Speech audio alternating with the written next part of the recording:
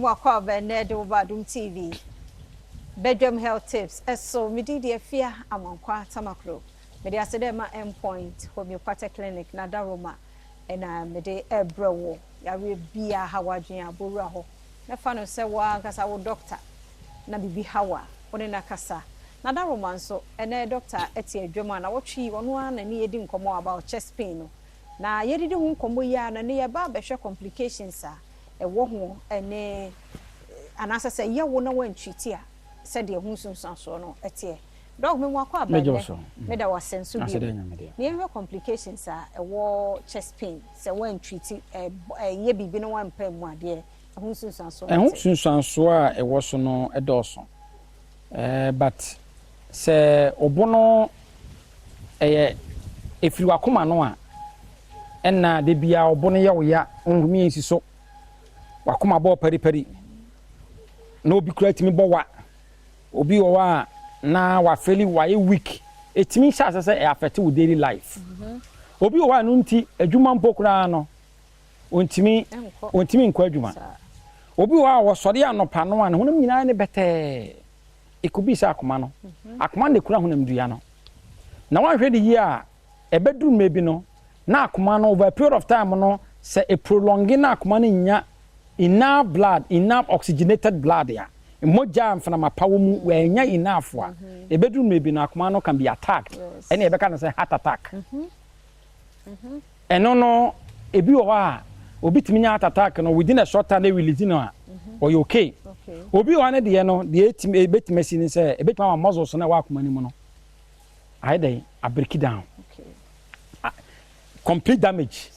Say ni pada say ni no wenya akoma ya de ebitimi fam wu because akoma na ye dey circulatory system no I say pumping system edika wo fie na fie na wo no ebia ofie no eya abrosan wo hia pump a ebetima twe nsuo akosoro akoma na ye sa eye no ejisi akoma ni wo a moja entimi pumping ko wadwenim obetima konya stroke sakoma no entimi ampompe enough blood and am say when your chest pain now nya shortness of breath ni sanoma no one once man kan ntino akoma na ho odin aba from ntino akoma ni ntimi pompe moja anko adwene mu a you are starving the brain no from oxygenated blood and nutrient obetmanya bi afense stroke okay obi o obetmanya bi afense forgetfulness sakoma na ntimi pompe enough blood ntimi anko kidney ho a kidney timi faili every part of the body no hinya sad services and to one here obi wo as a result of the what they makoma de bia o de nakoma enkora de ya ne emfa nya asem akora ko school aba wo se ma meboya me ya da meboya me ya oh da wakwa na obi akọ ni wakodi wo wura wakodi mi bra goro no ho hey sir na wa fa wa obi kura wa me da me fa robo njutwi ma ho ebi wo kura na akoma no ne bonu ye ne ya no ne nakoma ne ye ne ya no nko ne ba no wo de ade bi ebi a wo de robo bi ananso ohie bi e de aye na relieve un kakra na e da so toa so ye mfa ho asem nka wa hwe a wo de saa no na one day enipa no yes wonyale o because ye hu ni say ye boye ya ne ye chest ye ya ene ye na ye hu ni say ya de sa bon wa say de na mu a na nipa no one day no wa nyame de ya enti the complications of it no etimi ko fa ya de bebre etimi ko fa death ewuo e kwa ba behwe enipa de sene